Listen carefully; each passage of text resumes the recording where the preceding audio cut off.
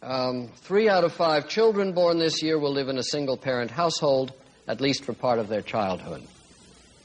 And as for parents, 44% of the children in the state of Virginia, according to one of these marvelous surveys, prefer their TV sets to their fathers.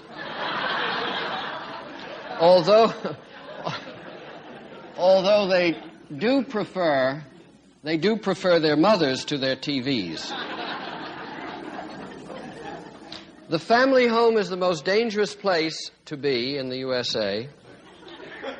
That because statistics of homicides, say that one is more likely to be killed by a relative or by someone you know or someone already in the family than anywhere else or by anyone else. So that's a... Now, despite all this falling apart, the fantasy of the family holds and holds us fast.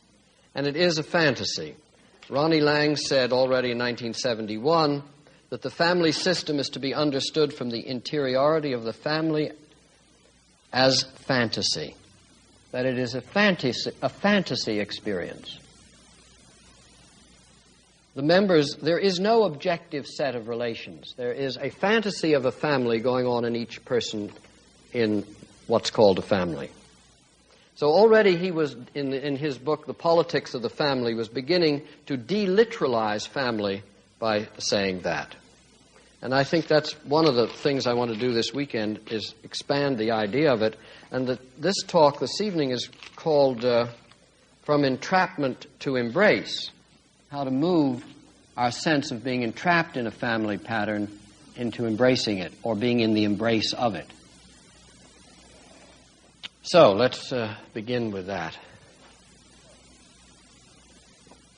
Believing himself dying of monoxide poisoning in his hut near the South Pole, Admiral Richard E. Byrd penciled a last note as a last act of his life, believing he was going to die, a message to his wife, one to his children, and another to his mother.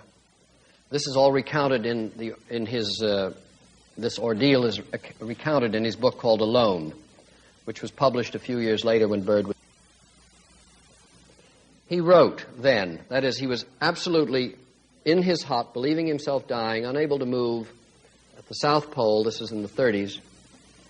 And he wrote, "At the end, only 2 things really matter to a man, regardless of who he is, and they are the affection and understanding of his family. Anything and everything else he creates are insubstantial. But the family is an everlasting anchorage." Now, I feel the Admiral was not expressing only the sentiments of his 1930s upper-middle-class Virginian culture, nor do I believe this faith in family as supreme value was only the necessary accompaniment of the heroic style. The hero, immersed in an epic, as was Byrd in this polar night at death's edge, locates himself inside a myth, in this case, the ancestral line of the family myth. But beyond both the bourgeois and the heroic is the primordial metaphor of family itself. We're born into a family, and at the last we rejoin its full extension when gathered to the ancestors.